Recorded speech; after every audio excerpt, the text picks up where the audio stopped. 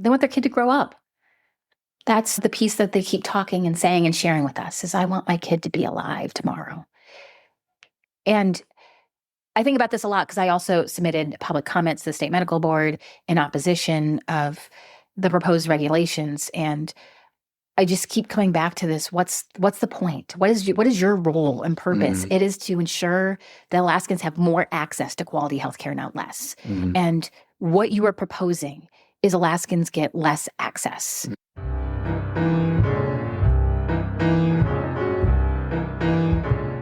Welcome to the East Anchorage Book Club. I'm your host, Andrew Gray. Today is a special bonus episode of the podcast with Senator Löki Tobin, who represents downtown Anchorage. We are discussing two resolutions to be voted on today, Friday, August 22nd, by the Alaska State Medical Board. The first, listed on the agenda as Board Statement New Regulation Project Late-Term Abortion, is a statement drafted by board member and Republican candidate for governor, Dr. Matt Heilala, that would seek to limit access to abortions later in pregnancy. The second Board Statement New Regulation Project on the agenda makes up the bulk of Senator Tobin's and my discussion today. It is also a statement drafted by board member Heilala, declaring practitioners who prescribe gender-affirming care in minors as, quote, grossly negligent and therefore subject to disciplinary sanctions, end quote. Let me make something perfectly clear. Gender-affirming care for adolescents, when indicated and provided in partnership with families, is evidence-based medicine. It is recognized as the standard of care by every major medical association, including the American Academy of Pediatrics, the American Medical Association, the American Psychiatric Association, and the Endocrine Society. There are currently less than 100 youth in Alaska prescribed hormonal treatment as part of gender-affirming care. There are no gender-affirming surgical procedures being performed on minors in Alaska, period. Senator Löki Tobin, welcome back to the podcast. Thanks, Andrew, for asking me. So what we're talking about is today, there is a meeting of the Alaska State Medical Board. And can you explain a little bit about what's on their agenda and why it's a concern? Yeah, they actually have two interesting agenda items along with all the other work that they are asked to do in protection of Alaska's medical community, evaluating medical licenses and malpractice issues and dealing with those types of situations that come before them. They are also considering two resolutions, one to potentially intervene on a woman's right to body autonomy, reproductive rights. So it would be a limitation on abortions. And then the second one is a resolution that they are considering to potentially sanction or provide some sort of rubric on how they might evaluate what they consider unprofessional care when it comes to gender-affirming care for minors. And I think to start off with, do you happen to know how binding a resolution from the Alaska State Medical Board is? Like, does it actually make it unprofessional to prescribe gender-affirming care to someone under the age of 18? Or is it just a recommendation? I don't really know how binding it is. And I think a lot of people have that question, like, what does a resolution for the medical board really mean? Yeah, so the Anchorage Daily News had a really great quote from the Department of Law, which stated that the state medical board had no regulatory authority to establish parameters, guardrails, or regulatory definitions on what constitutes unprofessional conduct when it comes to providing gender-affirming care for minors, and that they were potentially entering into some very tumultuous legal status by producing any sort of resolution. I think it's also very telling that in March, one of our state medical board members stated that while there were concerns they personally had about gender-affirming care within the statutory and regulatory definitions, it is not considered unprofessional in any way, shape, or form.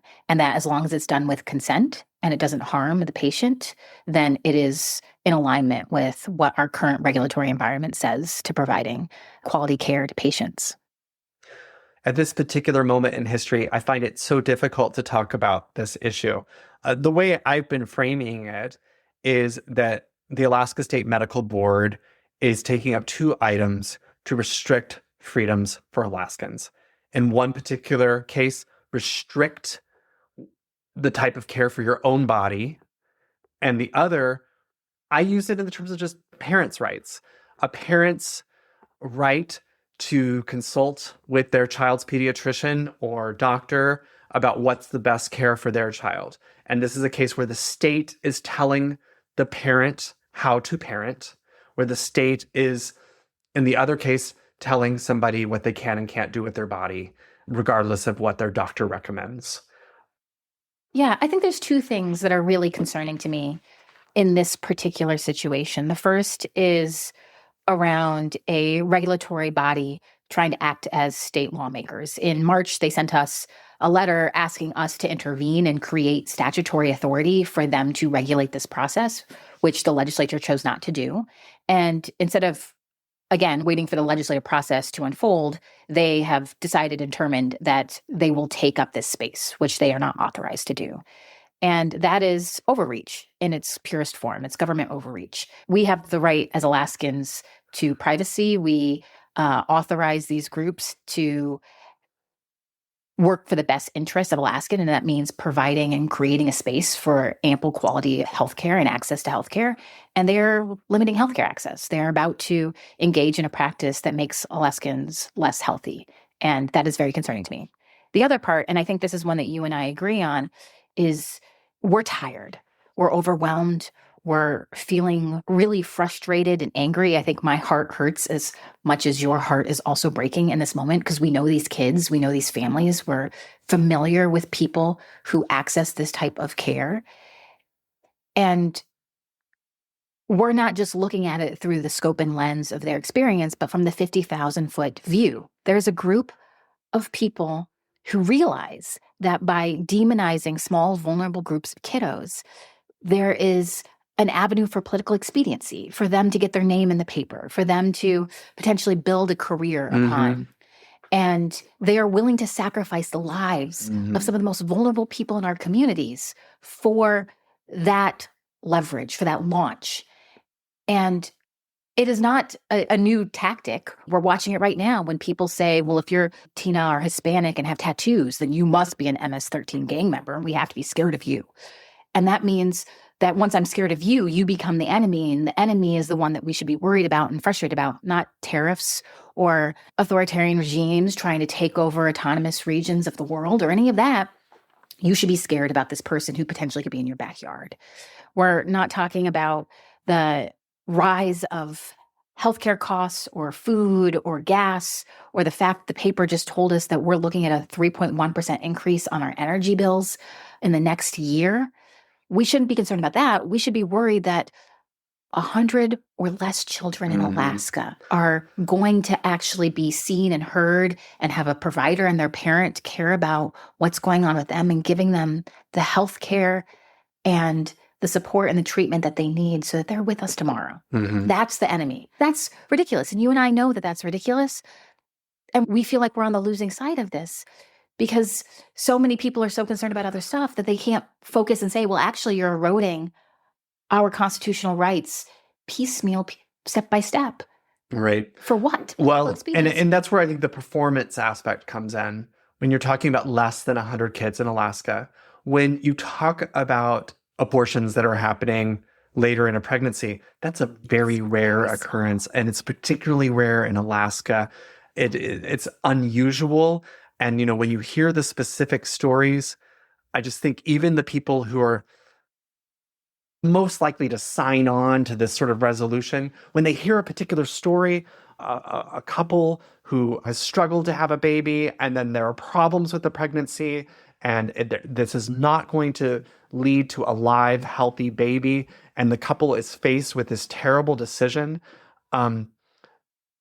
that you would support them having options and them having the freedom to do what's best for them and not to tell them what they have to do without knowing their particular circumstance. And so when you are creating these resolutions that affect this just tiny fraction of the population to basically platform yourself, and it puts us all in an awkward position in this particular moment in American history where I feel like there aren't that many of us who are willing to keep speaking up and keep saying this is not okay. And that's the goal, right? Is that we get tired and that we get worn down and that we cease resisting. We cease speaking up about it. You and I were in a conversation a year ago where some trans kiddos came to us and thanked us for the outcry that we had when the state Board of Education and the Association of Alaska Athletics decided to prohibit trans girls from participating in sports that align with their gender identity. And they shared with us that nobody else said anything. And they just didn't know why no one else spoke out. They didn't know if anyone actually cared about them or their lives. And that breaks my heart because the continued action against a vulnerable group of kids will not cease until we say enough is enough. There's enough of us sharing our voice and challenging, what is the point of this? What is the purpose? Well, there is a open letter that I signed. It was open for Alaska healthcare providers to sign on to a statement. I'll put a link in the show notes. Basically, it states that gender-affirming care is the standard of care. And that's by the American Medical Association, by the American Academy of Pediatrics, by the Endocrine Society, by other groups that have basically gone on the record and said that when certain criteria are met, this is best practice. There's a lot of fear-mongering out there that people are being forced to be trans and that this is being forced upon children without their consent. And just when you meet these families, when you talk to parents of trans kids, these parents are willing to listen to their children. They're willing to accept their children for who they are. They didn't want a trans kid. They want to do what's best. They want their kid to grow up and be happy. They want their kid to grow up. That's the piece that they keep talking and saying and sharing with us is I want my kid to be alive tomorrow. And I think about this a lot because I also submitted public comments to the state medical board in opposition of the proposed regulations. And I just keep coming back to this. What's the point? What is your role and purpose? It is to ensure that Alaskans have more access to quality healthcare, not less. And what you are proposing is Alaskans get less access.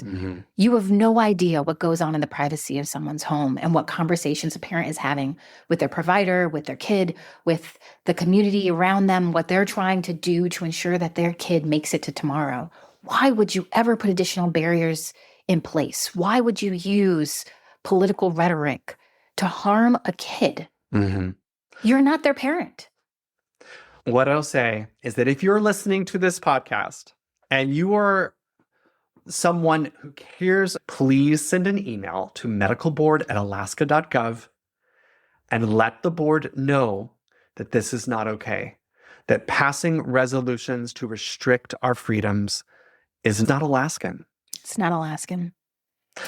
I was really privileged to have my cousin come visit us in Juneau a few years ago. And it was really interesting to me because when I introduced my cousin on the floor of the Senate, I used his correct pronouns. And afterwards, a colleague of mine stopped me and said, is your cousin trans? And I said, yes, and is happy to talk with you and share with you his experience and his life story. And I was really blown back because my colleague, who's to the right of me, said, well, I'm really happy that they're here and I'm happy that they were able to come visit you and I'd be delighted to meet them. And it just reminds us that so many folks are looking at this without having any direct experience, without actually talking with someone and engaging with them. And it is hard to demonize someone that you have met and talked to and now know personally. I'm really glad you brought that up because I do think that there are folks out there who want to be on the right side, who want to advocate for freedoms, but are very uncomfortable talking about transgender issues. And there is some blame on our side of the aisle for making people feel bad for accidentally misgendering somebody, for making somebody feel bad for some of the questions, the honest questions that they ask. And so I think that's where we could do the work of allowing difficult conversations. I mean, you brought up the trans girls in sports issue, and I think it is a fair question for a parent to wonder if their daughter is going to have fair competition in high school. I think that it's easy to have that sort of hair trigger response of like, that's transphobia, and not to take a moment and take a breath and say, well, let's talk about it. And let's see, is this a case where it actually is unfair? Is this a case where there's accommodations that can be made to make it more fair? And what I have found by talking to a lot of trans people is that the people who are most willing to have those conversations and acknowledge the possibility that there might need to be some accommodations to make it more fair are trans people themselves. Mm-hmm. I interviewed Marcy Bauer, who is a surgeon. She also happens to be a trans woman herself, and she was on my podcast. I'll put a link to her in the show notes. But she talks at length about very real concerns about fairness in sports at the elite level, not necessarily in like little league softball, but when you're talking about state meets, when you're talking about Olympic level, there are folks who, the way she would phrase it is, if testosterone was on board for a long time, they have a different body than if testosterone hadn't been on board for a long time. And acknowledging that and having a conversation about that shouldn't be something that gets people kicked out of the room. Yeah. And on both sides, right? That the situation is very individual specific. The conversations need to happen between those kids, there's families, the communities, the coaches, the sports communities. It's not one for you and I and Juno to make a determination about. It's quite frankly not one necessarily for a superintendent who sits in an ivory tower and not in the 150s or 200 schools that they are actually providing oversight for to make a broad blanket determination for. Right. And when we were debating that bill on the floor in the House, Andy Josephson actually had an amendment that would have allowed for basically an impromptu board of fairness in executive session when these isolated, very rare occurrences happened. So that community, with those folks who are involved, can come together and have these conversations in a way that doesn't make one particular person feel terrible about themselves, because that's what I feel like has happened, and allows for a nuanced policy. Really shows us it's not about fairness or fair competition or equality or equity. Because if we were really thinking about those things, well, then let's talk about the fact that the Chugach high school hockey team doesn't have a changing room. The girls don't have a changing room. Like, you want to talk about fairness? That is a better conversation for us to be having than about one or two trans kiddos who maybe just want to run in a cross-country meet. The whole conversation kind of gets off the rails when we start saying, well, it's about fairness and competition, when really, if we wanted it to be about those things, we would have a much different approach. So Aaron Poe, who was on my podcast, he is the father of a trans daughter who at that time was a student in an Anchorage high school. She played sports. So it was a parent of a trans girl in sports in Anchorage. And what he said unequivocally is, is your daughter the best kid on the soccer team? No. And then he gave a really eloquent response about the purpose of high school sports. And he was not an elite athlete, but for him, high school sports was a way to learn teamwork, to learn camaraderie, to learn perseverance. And that's what his daughter is learning. And I think that that's lost on a lot of people. Yeah. That most of the time, most of our kids are not playing sports because they're going to go to the Olympics. They're doing it to be a part of a team. That is what high school sports really entail. And we've allowed the conversation to get caught up around less than a handful of kids across the state and prohibiting them from participating because, again, it never was about fairness and competition. It's about finding a scapegoat, someone to say all of the world's problems that you experience, all the things that are not right with your life is because of this population. And let's focus in on removing them from the equation. And now, as we watch with what the state medical board is about to try to attempt, it's about not even allowing new folks to have this expression or to live in this space. Well, I mentioned Aaron Poe, who was on the podcast. I will actually drop a link in the show notes to all 8 trans episodes that I did during that particular period in the state house. But I want to just mention that Aaron Poe moved his family out of the country. I had to unpublish some of those. I can't publish all 8 because people had to ask me to take it down because the parents were afraid they were going to lose their jobs.